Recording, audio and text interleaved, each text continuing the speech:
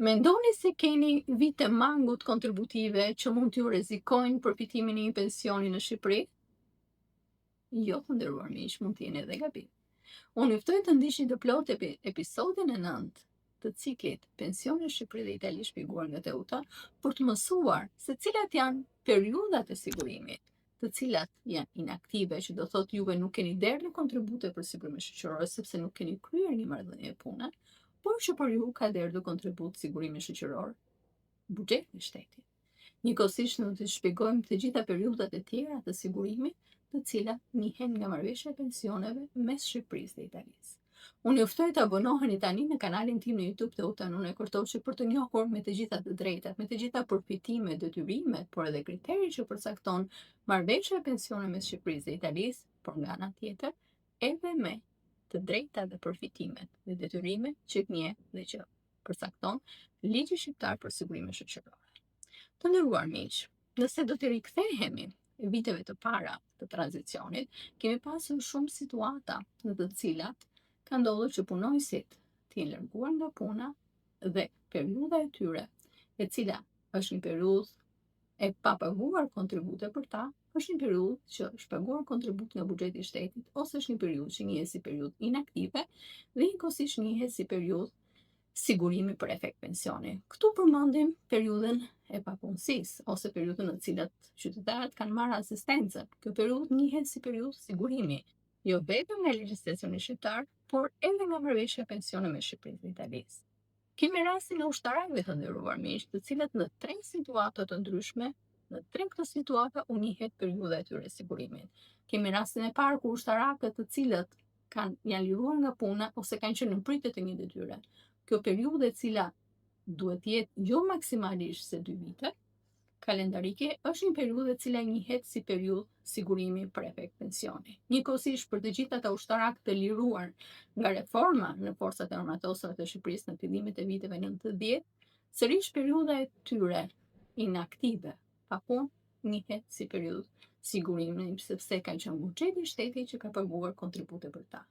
Dhe periudha e tretë është periudha kur ushtarakët janë trajtuar me trajtim të veçantë. Dhe kjo periudhë trajtimi të veçantë krahas njohet si periudhë sigurimi në Republikën e Shqipërisë, në bazë të ligjit të sigurimit shoqëror, njihet si periudhë sigurimi edhe nga marrëveshja e pensioneve mes Shqipërisë dhe Italisë. Por kemi edhe raste të tjera të nderuar miq, kemi raste të trajtimeve të veçanta për minatorët. Kemi raste të trajtime të veçanta për punonësit e industrisë ushtarake. Dhe e gjitha kjo periudhë në të cilën këta individ janë trajtuar me trajtim të veçantë, njihet si periudhë sigurimi për efekt pensioni edhe nga marrëveshja e pensioneve mes Republikës së Shqipërisë dhe asaj italiane nga ana tjetër, periudha e trajtimit të veçantë për individët pak apo për individët paraplegjik apo tetraplegjik njihet sërish si një periudhë sigurimi. Por të nderuar miq, periudhë sigurimi njihet edhe periudha e zhvillimit të ushtrisë pas 1 janarit 1994. Periudhë sigurimi njihet edhe periudha kur qytetarët shqiptarë që kanë ushtruar detyra kushtetuese si deputet, ministër apo me radhë, kanë përfituar një pagesë kalimtare që nuk kuptohet, ato kanë qenë në pritje të një detyre tjetër dhe nga buxheti i shtetit ata kanë marrë një pagesë që njihet si pagesë kalimtare. Edhe kjo periudhë njihet si një periudhë e sigurimeve ose si një periudhë sigurimi për efekt pensioni. Nga ana tjetër të nderuar miq, ku flasim për minatorët, të cilët në këtë rast kishin si kush ose si kriter për të përfituar trajtimin e veçantë. Një periudhë prej 11 vitesh e 6 muaj të punuar në tokë, kjo periudhë në këtë rast, kur ata e kanë përfituar trajtimin e veçantë, njihet pikërisht si një periudhë sigurimi për efekt pensioni. Pra të nderuar miq, në këtë rast neve kemi periudha të veçanta për të cilën qytetarët shqiptarë nuk kanë derdhur kontribute për sigurimin shoqëror, por që i ka derdhur buxheti i shtetit ose janë periudha që kanë qenë inaktive, pa derdhje kontribute për tyre, por njëkohësisht janë periudha që njihen si periudha sigurimi dhe këtu risjellim edhe një periudhë tjetër ku janë periudhat e punës që familjarë të ndryshëm të të dënuarve politik kanë punuar, po pa përfituar një të ardhur, pra kanë kryer një punë vullnetare, janë periudha të cilat njihen si periudha sigurimi. Në këtë mënyrë, neve në këtë rast kemi shpjeguar edhe kemi sjell për ju të gjithë informacionin e nevojshëm për periudha të cilat njihen si periudha sigurimi, edhe kur qytetari në këtë rast nuk ka dhënë kontribut për sigurimin shoqëror. Por, të nderuar miq, ne kemi edhe periudha të tjera për të cilat është dhënë kontribut për sigurimin shoqëror dhe kryesisht flasim për periudhat e kontributeve të detyrueshme të derdhura nga një individ i punësuar ose nga një individ i vetë punësuar, që në këtë rast për të risjellë sërish në vëmendjen tuaj kemi bërë rastet e individëve të punësuar, për të cilat derdhet kontribut për sigurimin shoqëror si nga punëdhënësi, por edhe nga punëmarrësi, dhe njëkohësisht për rastet e kur derdhet kontribut nga personi i vetë punësuar. Njëkohësisht, periudhë sigurimi njihet nga marrëveshja e pensionit me Shqipërisë dhe Italisë, edhe periudhat ku qytetari shqiptar ka derdhur kontribute për sigurimet vullnetare. Në këtë rast, si të nderuar miq, në vëmendje se periudhat e detyrimeve të cilat kanë qenë vullnetare të paguar nga ana e qytetarit njihen të plota si periudha kontributive në Shqipëri, por edhe në Itali. Por risjellim sërish në vëmendjen tuaj që kur këto periudha bashkohen, atëherë në këtë rast qytetarit kur kanë mbi vendosje nuk i llogariten dy periudha kontributive, por i llogariten vetëm një. Ndërsa kur nuk kanë mbi vendosje, atëherë në këtë rast llogariten dy periudha kontributive. Të nderuar miq,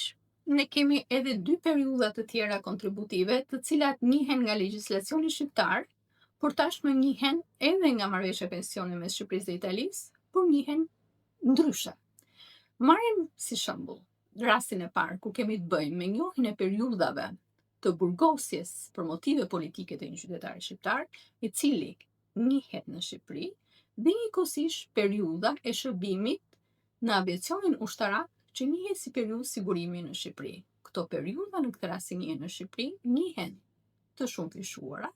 ndërkohë marrëveshja e pensioneve mes Shqipërisë dhe Italisë i njeh këto periudha të pashumëfishuara, që do thotë nëse ke kryer një vit të shërbimit ushtarak në aviacionin ushtarak, të njihet vetëm një vit shërbimi ose një vit sigurimi. Ndërsa nëse ke kryer për shembull një vit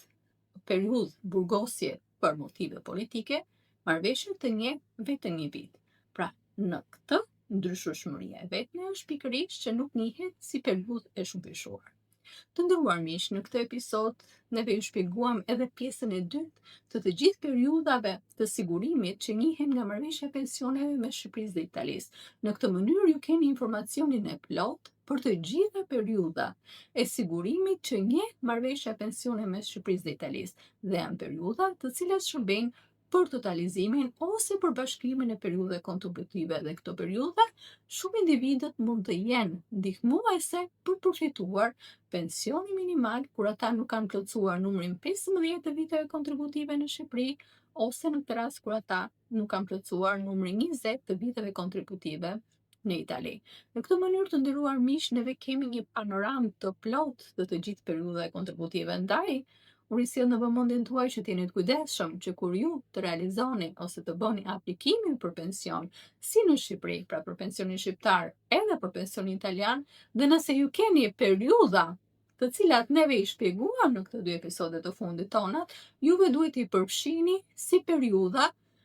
të sigurimit të cilat i njeh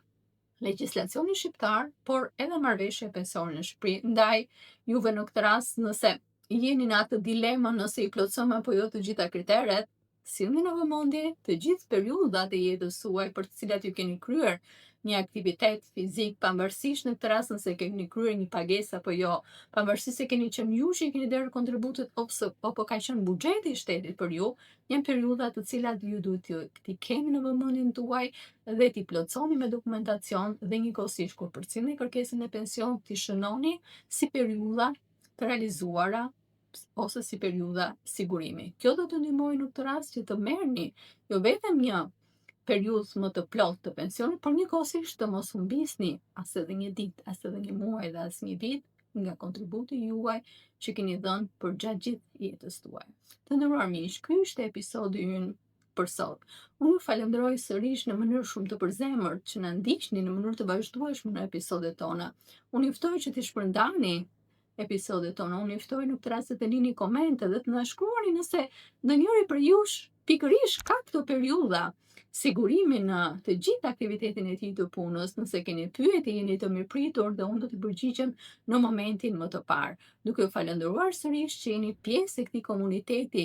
për të cilët ju keni gjithmonë dëshirë për t'u informuar për të drejtat dhe njëkohësisht detyrimin që ka ligji shqiptar, do që njeh ligji shqiptar për sigurimin shoqëror, por nga ana tjetër edhe marrëveshja e pensionit mes Shqipërisë dhe Italisë,